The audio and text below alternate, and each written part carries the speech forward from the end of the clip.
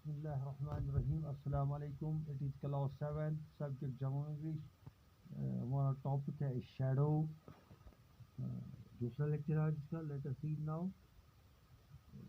This is not like other Tamil films. My father used to read to us the story every night. It is a very interesting story. He wrote the whole story himself. He was paid 10,000 rupees for writing and acting. I will take you to the picture if you are also coming. یہ دوسری تامل فلموں کے جیسی نہیں ہے. میرے والد ہر رات میں اس کی کہانی پڑھ کر سنایا کرتے تھے.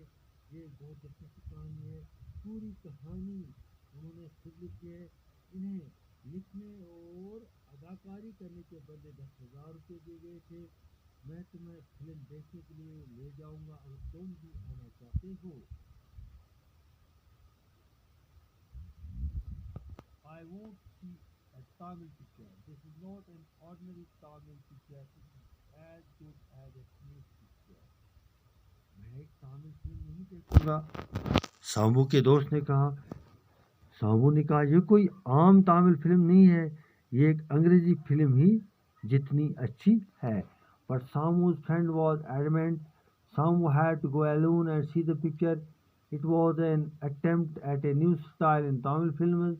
A modern story with a minimum of music. It was the story of a Kumari, a young girl who refused to marry at 14 but wanted to study in a university and earn an independent living, and was cast away by her stern father, that means Sambu's father, and forgiven in the end. یہ یہ لیکن سامبو کا دوست اٹل رہا. سامبو اکیلے جا کر film دیکھنی پڑی. تامل فلم میں یہ ایک ہی نئے سٹائل میں کی گئی کوشش تھی. آج کل کے زمانے کی کہانی جس میں کم سے کم موسیقی تھی. یہ کماری نام کی ایک نوجوان لڑکی کی کہانی تھی جس نے 14 سال کی عمر میں شادی کرنے سے انکار کر دیا.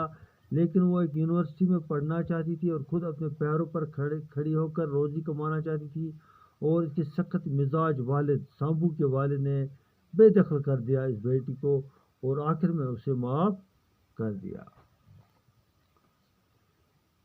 Sambu, sitting in the forerunner class, was eagerly waiting for the picture to begin. It was 6 months since he had seen his father, and he missed him badly at home. So, چارانے کے درجے میں بیٹھا ہوا سامبو film کے شروع ہونے کا بے چینی سے انتظار کر رہا تھا.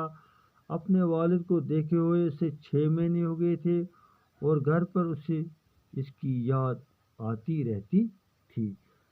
The whole darkness. Sambu sat through the trailers and slide advertisements without enthusiasm.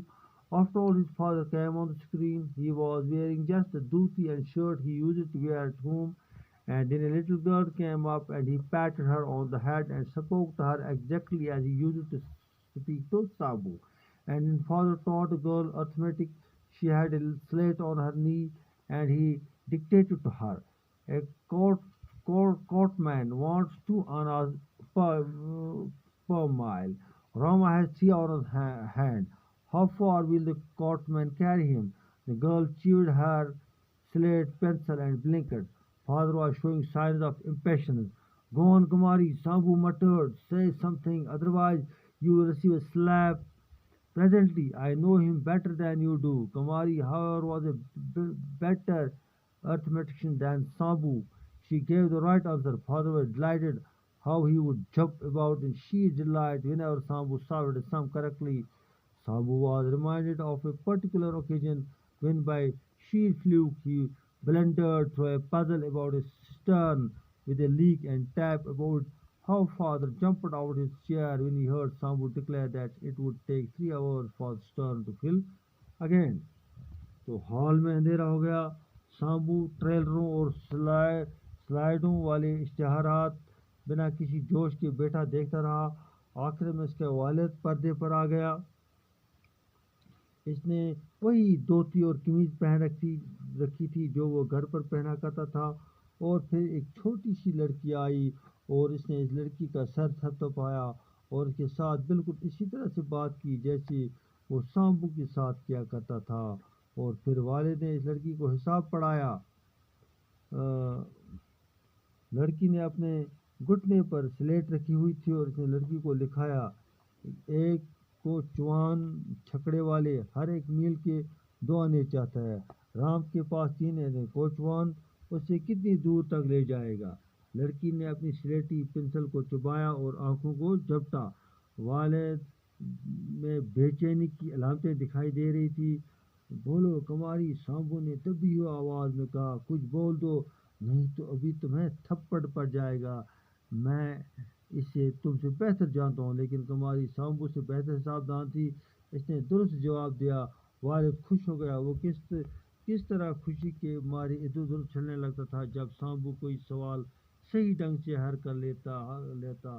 سامبو کے ایک خاص واقعہ یاد آیا جب اس نے بالکل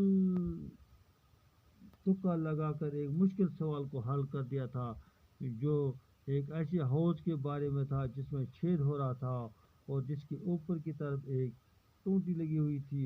اس کا والد اچھل کر کرسی سے باہر آ گیا جب سامبو نے کہا کہ یہ حوض کو دوبارہ بھرنے میں 3 گھنٹے لگ جائیں گے۔ یعنی سامبو یہ سب کچھ سوچ رہا تھا، یہ اس کے دل میں ایک خیال آتا تھا جب وہ یہ فلم دیکھ رہا تھا۔ That's all about today's lecture. Assalamu alaikum.